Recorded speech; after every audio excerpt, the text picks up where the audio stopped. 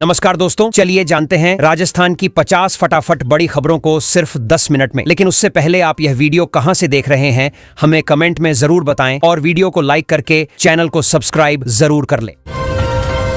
प्रदेश में गवर्नेंस को बढ़ावा देने के लिए गांवों में डिजिटल सेवा केंद्रों को अधिक सक्रिय बनाया गया है। इन केंद्रों के माध्यम से नागरिकों को विभिन्न सरकारी सेवाएं ऑनलाइन उपलब्ध कराई जा रही हैं। इससे ग्रामीण क्षेत्रों में सुविधा बढ़ी है और लोगों को सरकारी कार्यों के लिए बार बार कार्यालयों के चक्कर नहीं लगाने पड़ रहे हैं। कोटा में कोचिंग विद्यार्थियों के मानसिक स्वास्थ्य को बेहतर बनाने के उद्देश्य से हेल्पलाइन सेवाओं को और मजबूत किया गया है। विशेषज्ञों द्वारा परामर्श सुविधा उपलब्ध कराई जा रही है। इस पहल से विद्यार्थियों को तनाव प्रबंधन में सहायता मिलेगी तथा सकारात्मक और संतुलित अध्ययन वातावरण को बढ़ावा मिलेगा। अलवर में औद्योगिक गलियारे के निर्माण कार्य में तेजी लाई गई है। परियोजना के पूरा होने से निवेश आकर्षित होने और रोजगार के नए अवसर बनने की संभावना है। अधिकारियों के अनुसार यह विकास कार्य क्षेत्र की आर्थिक गतिविधियों को मजबूत करेगा और औद्योगिक विकास को नई दिशा प्रदान करेगा। जैसलमेर में सांस्कृतिक पर्यटन को बढ़ावा देने के लिए पारंपरिक मेलों और सांस्कृतिक आयोजनों की नई योजना तैयार की गई है। इससे स्थानीय कला, संस्कृति और लोक परंपराओं को व्यापक पहचान मिलेगी। पर्यटन गतिविधियों में वृद्धि होने से स्थानीय व्यवसायों और रोजगार को भी लाभ मिलने की उम्मीद है। पाली में टेक्सटाइल उद्योग के विकास के लिए नई प्रोत्साहन योजना की घोषणा की गई है। योजना के तहत उद्योगों को विभिन्न प्रकार की सुविधाएं और सहयोग प्रदान किया जाएगा। इससे उत्पादन क्षमता बढ़ने, निवेश आकर्षित होने और क्षेत्र में रोजगार के नए अवसर सृजित होने की संभावना है। राजस्थान के लोक कलाकारों के संरक्षण और प्रोत्साहन के लिए राज्य सरकार ने नई आर्थिक सहायता जारी की है। इस पहल से कलाकारों को अपनी कला को आगे बढ़ाने में मदद मिलेगी। साथ ही राज्य की समृद्ध लोक संस्कृति और पारंपरिक कलाओं के संरक्षण को भी मजबूती प्राप्त होगी। बीकानेर में नहरों की सफाई का कार्य पूरा होने से सिंचाई व्यवस्था में सुधार आया है। किसानों को खेतों तक पानी पहुंचाने में सुविधा मिलेगी। इस कार्य से जल प्रवाह बेहतर हुआ है और कृषि गतिविधियों को लाभ मिलने की उम्मीद जताई जा रही है, जिससे उत्पादन क्षमता भी बढ़ सकती है। डूंगरपुर में आदिवासी कला और संस्कृति को बढ़ावा देने के लिए नई कला गैलरी का उद्घाटन किया गया। यहां स्थानीय कलाकारों को अपनी रचनाएं प्रदर्शित करने का अवसर मिलेगा। यह पहल क्षेत्र की सांस्कृतिक विरासत को संरक्षित करने और पर्यटन आकर्षण बढ़ाने में सहायक मानी जा रही है। सीकर में शिक्षा क्षेत्र में नवाचार और उत्कृष्ट योगदान देने वाले शिक्षकों को सम्मानित किया गया। कार्यक्रम में शिक्षकों की उपलब्धियों की सराहना की गई और गुणवत्तापूर्ण शिक्षा को बढ़ावा देने पर जोर दिया गया। इस पहल से शिक्षकों का उत्साह बढ़ेगा तथा शिक्षा व्यवस्था को नई प्रेरणा मिलेगी। झालावाड़ में बागवानी को प्रोत्साहित करने के लिए किसानों को विशेष प्रशिक्षण प्रदान किया गया। विशेषज्ञों ने आधुनिक तकनीकों, उन्नत खेती और उत्पादन बढ़ाने के उपायों की जानकारी दी। प्रशिक्षण से किसानों को नई कृषि पद्धतियां अपनाने में सहायता मिलेगी और उनकी आय बढ़ाने की संभावनाएं मजबूत होंगी। सरकारी कॉलेजों में प्रवेश प्रक्रिया को सरल और पारदर्शी बनाने के लिए ऑनलाइन पोर्टल का उपयोग तेजी से बढ़ा है। बड़ी संख्या में विद्यार्थियों ने डिजिटल माध्यम से आवेदन किया। इससे समय की बचत हुई और दस्तावेज सत्यापन प्रक्रिया भी अधिक व्यवस्थित बनी। उच्च शिक्षा विभाग ने इसे सकारात्मक उपलब्धि बताया। स्वास्थ्य विभाग ने मौसमी बीमारियों से बचाव के लिए राज्य भर में जागरूकता अभियान तेज कर दिया है। नागरिकों को स्वच्छता, सुरक्षित पेयजल और संतुलित आहार अपनाने की सलाह दी जा रही है। विभिन्न स्वास्थ्य केंद्रों पर परामर्श सेवाएं उपलब्ध कराई गईं ताकि लोग स्वस्थ और सुरक्षित रह सकें। विश्व ऊंट दिवस के अवसर पर पशुपालन विभाग ने ऊंट संरक्षण के लिए विशेष कार्यशाला आयोजित की। विशेषज्ञों ने ऊंटों के स्वास्थ्य, पालन, पोषण और संरक्षण से जुड़े महत्वपूर्ण विषयों पर जानकारी दी। कार्यक्रम का उद्देश्य इस महत्वपूर्ण पशुधन के संरक्षण और संवर्धन के प्रति जागरूकता बढ़ाना रहा।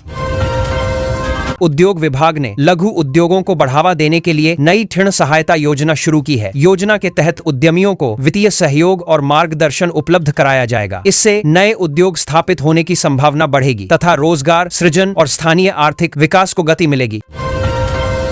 भामाशाहों के सहयोग से सरकारी स्कूलों में स्मार्ट क्लासरूम की संख्या में लगातार वृद्धि हुई है। आधुनिक तकनीक आधारित शिक्षण संसाधनों से विद्यार्थियों को बेहतर शिक्षा मिल रही है। डिजिटल शिक्षा के विस्तार से सीखने की प्रक्रिया अधिक प्रभावी और रोचक बनने की उम्मीद व्यक्त की जा रही है।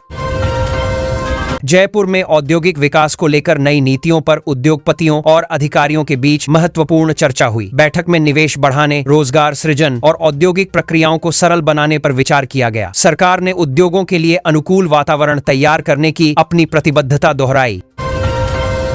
जोधपुर में चिकित्सा सुविधाओं के विस्तार के लिए नई आधुनिक मशीनों का लोकार्पण किया गया। इससे मरीजों को बेहतर जांच और उपचार सेवाएं उपलब्ध होंगी। स्वास्थ्य विशेषज्ञों का मानना है कि नई तकनीक से चिकित्सा सेवाओं की गुणवत्ता में सुधार आएगा और मरीजों को अधिक लाभ मिलेगा। राजसमंद में आयोजित प्रबुद्धजन सम्मेलन में पिछले 12 वर्षों की विभिन्न विकासात्मक उपलब्धियों पर चर्चा की गई। वक्ताओं ने शिक्षा, स्वास्थ्य, आधारभूत संरचना और सामाजिक कल्याण से जुड़े कार्यों का उल्लेख किया। सम्मेलन में विकास योजनाओं के प्रभाव और भविष्य की संभावनाओं पर भी विचार विमर्श हुआ। अजमेर में स्मार्ट सिटी परियोजनाओं की प्रगति की समीक्षा के लिए उच्च स्तरीय बैठक आयोजित की गई। अधिकारियों ने चल रहे विकास कार्यों की स्थिति पर चर्चा की और आवश्यक निर्देश दिए। शहर को आधुनिक सुविधाओं से सुसज्जित बनाने तथा नागरिक सेवाओं में सुधार पर विशेष जोर दिया गया। उदयपुर में पर्यटन सीजन को देखते हुए होटल उद्योग में नई बुकिंग्स में उल्लेखनीय बढ़ोतरी दर्ज की गई। पर्यटन व्यवसाय से जुड़े लोगों ने इसे सकारात्मक संकेत बताया। बढ़ती पर्यटक गतिविधियों से स्थानीय व्यापार, अप्लेम गैत्रिया, रोजगार और पर्यटन आधारित अर्थव्यवस्था को लाभ मिलने की उम्मीद है। राजस्थान लोक सेवा आयोग ने आगामी भर्तियों की प्रक्रिया को और अधिक पारदर्शी तथा व्यवस्थित बनाने का निर्णय लिया है। आयोग का उद्देश्य अभ्यर्थियों को निष्पक्ष अवसर प्रदान करना है। नई व्यवस्थाओं से भर्ती प्रक्रियाओं में विश्वास बढ़ेगा और प्रशासनिक दक्षता में भी सुधार होने की संभावना है। राजस्थान कर्मचारी चयन बोर्ड ने विभिन्न आगामी परीक्षाओं के लिए अद्यतन परीक्षा कैलेंडर जारी किया। इससे अभ्यर्थियों को तैयारी की बेहतर योजना बनाने में सहायता मिलेगी। बोर्ड ने समयबद्ध परीक्षा आयोजन की प्रतिबद्धता दोहराई और उम्मीदवारों को नियमित रूप से आधिकारिक सूचनाएं देखने की सलाह दी।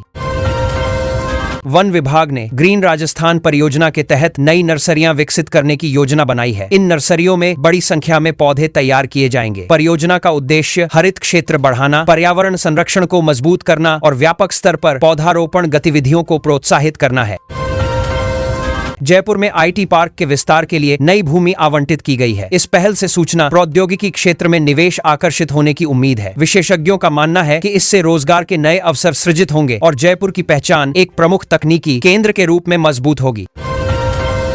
चित्तौड़गढ़ दुर्ग के संरक्षण और संवर्धन के लिए पुरातत्व विभाग ने नया सर्वेक्षण शुरू किया है। सर्वे के माध्यम से ऐतिहासिक धरोहर की वर्तमान स्थिति का आकलन किया जाएगा। इस पहल का उद्देश्य संरक्षण कार्यों को अधिक प्रभावी बनाना और विरासत पर्यटन को बढ़ावा देना है।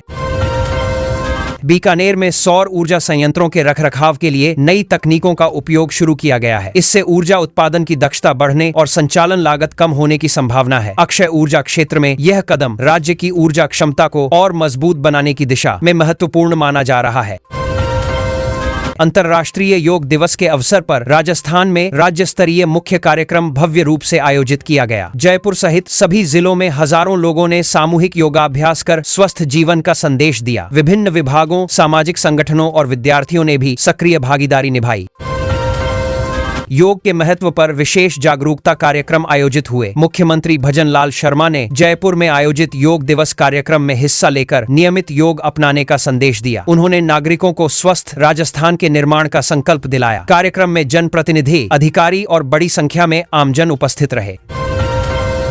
योग को जीवन शैली का महत्वपूर्ण हिस्सा बनाने पर जोर दिया गया। राजस्थान के सभी जिला मुख्यालयों पर योग शिविरों का आयोजन किया गया, जहां जनप्रतिनिधियों, प्रशासनिक अधिकारियों और नागरिकों ने उत्साहपूर्वक भाग लिया। सामूहिक योगाभ्यास के माध्यम से स्वास्थ्य जागरूकता बढ़ाने का प्रयास किया गया। विभिन्न स्थानों पर प्रशिक्षकों ने योगासन और प्राणायाम के लाभों की जानकारी भी दी।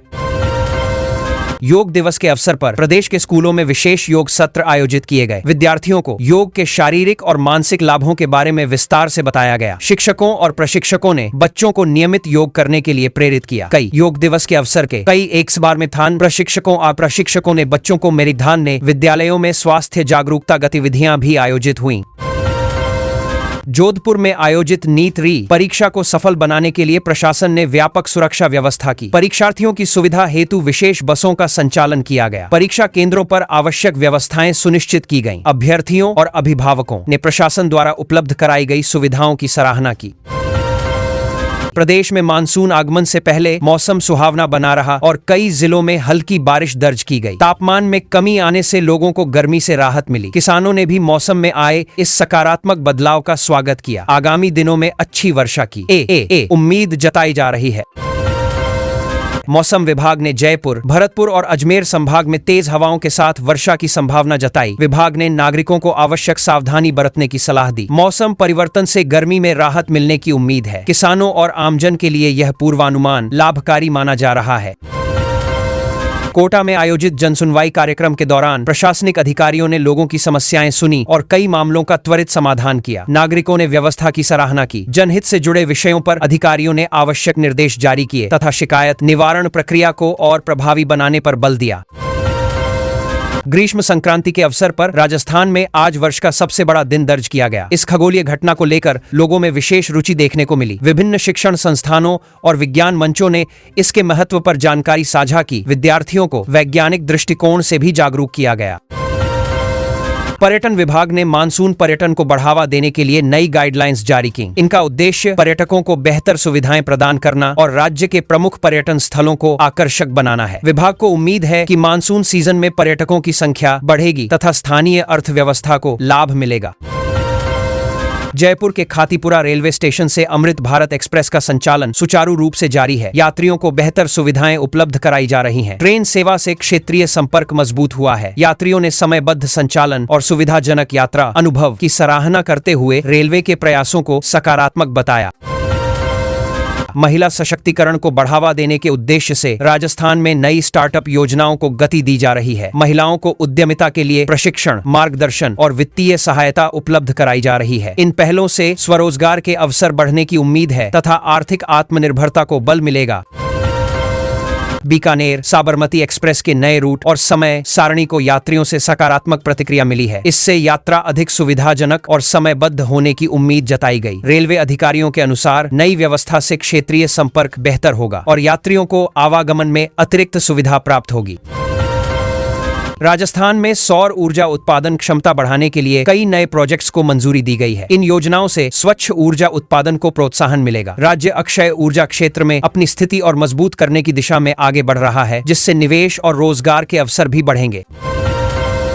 ग्रामीण क्षेत्रों में अटल भू जल योजना के अंतर्गत जल संरक्षण कार्यों में तेजी लाई गई है। विभिन्न गांवों में जल स्रोतों के संरक्षण और भूजल स्तर सुधारने के प्रयास किए जा रहे हैं। योजना से भविष्य में जल उपलब्धता बेहतर होने की उम्मीद है तथा ग्रामीण समुदायों को लाभ मिलेगा। प्रदेश के कृषि विश्वविद्यालयों ने खरीफ फसलों की बुवाई के लिए किसानों को विशेष परामर्श जारी किया है। वैज्ञानिकों ने मौसम और मिट्टी की स्थिति के अनुसार फसल चयन की सलाह दी। इससे किसानों को उत्पादन बढ़ाने और बेहतर कृषि प्रबंधन अपनाने में सहायता मिलने की संभावना है। जयपुर में स्मार्ट सिटी परियोजना के अंतर्गत पार्कों के सौंदर्यीकरण का कार्य अंतिम चरण में पहुंच गया है। पार्कों में आधुनिक सुविधाएं विकसित की जा रही हैं। इससे नागरिकों को बेहतर मनोरंजन और स्वास्थ्यवर्धक वातावरण मिलेगा। शहर की सुंदरता और हरित क्षेत्र में भी उल्लेखनीय वृद्धि होगी। राजस्थान में एक पौधा एक जीवन अभियान के तहत व्यापक पौधारोपण कार्यक्रम शुरू किया गया है। नागरिकों, विद्यार्थियों और सामाजिक संगठनों को इसमें शामिल किया जा रहा है। अभियान का उद्देश्य पर्यावरण संरक्षण को बढ़ावा देना तथा हरित आवरण बढ़ाकर भविष्य की पीढ़ियों के लिए बेहतर वातावरण तैयार करना है। खेल विभाग ने राज्य के खिलाड़ियों के लिए आधुनिक स्पोर्ट्स हॉस्टल सुविधा शुरू की है। यहाँ प्रशिक्षण, आवास और खेल संबंधी संसाधनों की व्यवस्था की गई है। इससे खिलाड़ियों को बेहतर तैयारी का अवसर मिलेगा और राष्ट्रीय तथा अंतर्राष्ट्रीय प्रतियोगिताओं में प्रदर्शन सुधारने में सहायता प्राप्त होगी।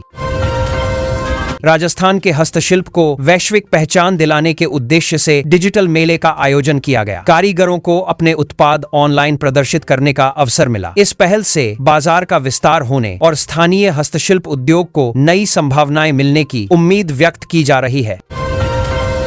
नीट परीक्षा की तैयारी के बीच भीलवाड़ा में फर्जी पेपर बेचने के आरोप में एक युवक को गिरफ्तार किया गया। पुलिस ने अभ्यर्थियों से सतर्क रहने की अपील की है। परीक्षा प्रक्रिया को पारदर्शी और सुरक्षित बनाने के लिए प्रशासन लगातार निगरानी कर रहा है तथा संदिग्ध गतिविधियों पर कड़ी कार्रवाई जारी है। जयपुर में खाद्य सुरक्षा विभाग ने मिलावटखोरों के खिलाफ बड़ी कार्रवाई करते हुए एक अनहाइजीनिक सॉस और मेयोनीज फैक्ट्री को सीज कर दिया। जांच के दौरान करीब 1400 किलो अमानक सामग्री नष्ट की गई। अधिकारियों ने कहा कि उपभोक्ताओं के स्वास्थ्य से खिलवाड़ करने वालों के खिलाफ अभियान आगे भी जारी रहेगा। राजस्थान के पूर्वी जिलों में अगले 24 घंटों के दौरान हल्की से मध्यम बारिश की संभावना जताई गई है। मौसम विभाग के अनुसार पश्चिमी क्षेत्रों में भी कुछ स्थानों पर वर्षा हो सकती है। बारिश से तापमान में गिरावट आएगी और किसानों को खरीफ फसलों की तैयारी में राहत मिलने की उम्मीद है। अलवर में आयोजित एसएसबी की पासिंग आउट परेड में जवानों ने अनुशासन और प्रशिक्षण का शानदार प्रदर्शन किया। डॉग स्क्वाड की प्रस्तुति भी आकर्षण का केंद्र रही। समारोह में अधिकारियों ने जवानों को राष्ट्र सेवा के प्रति समर्पण और जिम्मेदारी निभाने का संदेश देते हुए शुभकामनाएं प्रदान की।